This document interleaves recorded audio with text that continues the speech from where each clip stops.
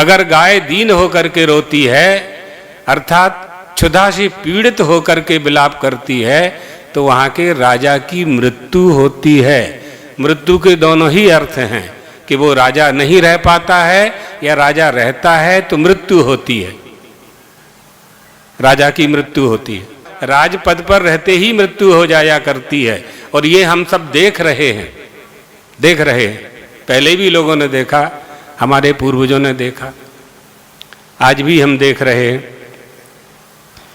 अगर गौ माता पैरों से धरती को कुरेदने लगे, उस नगर में रोग आते हैं। कब कुरेदेगी? जब दुख होगा तभी ना कुरेदेगी। इसलिए गौ माता को दुखी नहीं देखा जा सकता।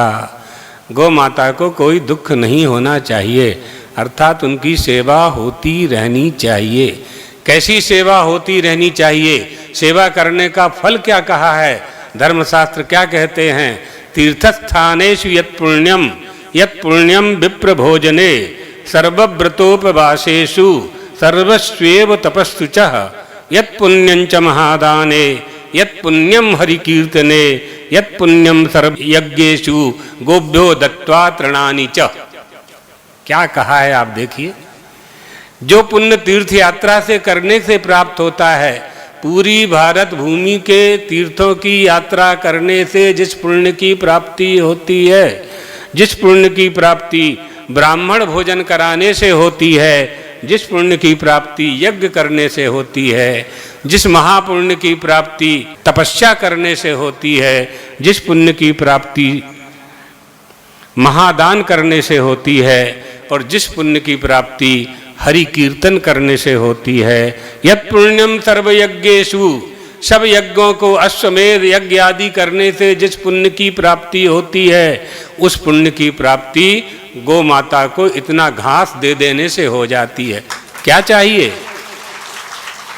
क्या चाहिए तुमको? स्वर्ग चाहिए ना।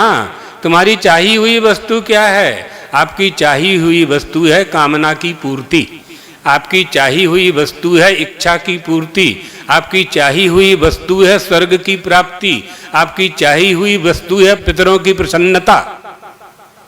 स्वर्ग जाना है ना, यहाँ सुख भोगना है, मृत्यु के बाद स्वर्ग जाना है। तो स्वर्ग जावा माटे दादरो नहीं कहीं।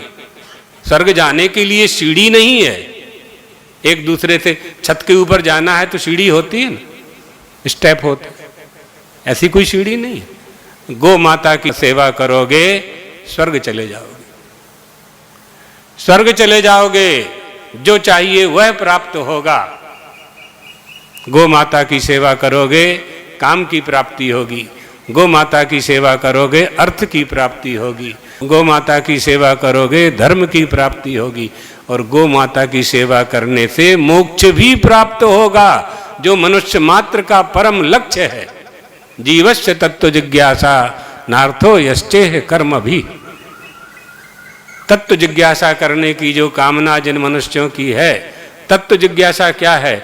मोक्ष की प्राप्ति की कामना ही तत्व जिज्ञासा है।